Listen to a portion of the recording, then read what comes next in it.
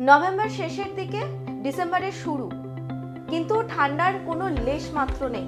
আলিপুর আবহাওয়া অফিস বলছে এই ডিসেম্বরের শুরু হলেও ঠান্ডা কিন্তু কোনো অনুভূতি আপনারা পাবেন না, কারণ বুধবার সাগরে তৈরি হতে চলেছে ঘূর্ণিঝড়।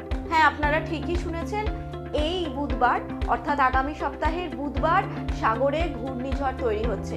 আর এর কিন্তু প্রত্যক্ষ প্রভাব না পড়লেও পরোক্ষ প্রভাব কিন্তু বাংলায় পড়বে। তবে এই ঘূর্ণিঝড়ের গতিবিধি কি হবে, ঘূর্ণিঝড়ের নামই বা কি, এই সমস্ত কিছু আবহাওয়ার লেটেস্ট আপডেট নিয়ে আপনাদের সঙ্গে হাওয়া মোড়কে আমি রয়েছি অবন্তিকা।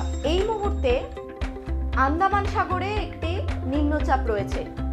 আগামীকাল অর্থাৎ সোমবার সেই নিম্নচাপ কিন্তু ক্রমেই শক্তি বাড়াবে এবং শক্তি বাড়িয়ে অতি গভীর নিম্নচাপে পরিণত হবে।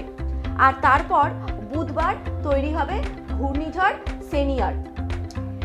এবার এই ঘূর্ণিঝড়ের নামকরণ করেছে কিন্তু আরব আমির শাহী। এবার এই সেনিয়ারের গতিপথ কোথায়, এখনো পর্যন্ত এর কিন্তু গতিপথ ওয়েদার অফিস কিছু জানাতে পারেনি, বা এর ল্যান্ডফলও কোথায় হবে সেই নিয়েও কিন্তু কোনো পূর্বাভাস এই মুহূর্তে আমাদের কাছে নেই।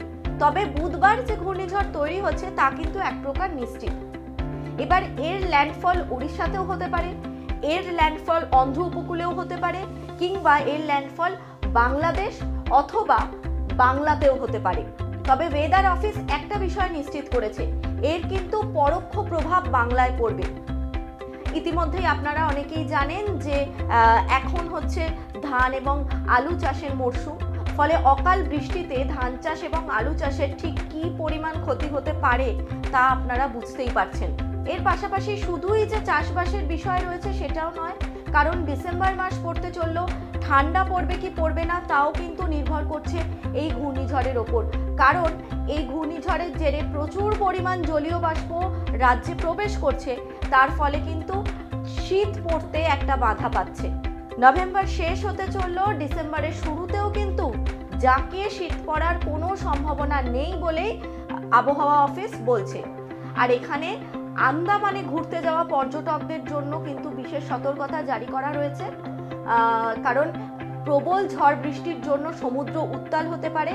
ফলে আপনাদের যাদের যাদের প্ল্যানিং রয়েছে এই মুহূর্তে আন্দামান ঘুরতে যাওয়ার, বা আন্দামানে যারা রয়েছেন এই মুহূর্তে, তাদের কিন্তু বিশেষ সতর্কতা অবলম্বন করতে বলছে আলিপুর আবহাওয়া অফিস।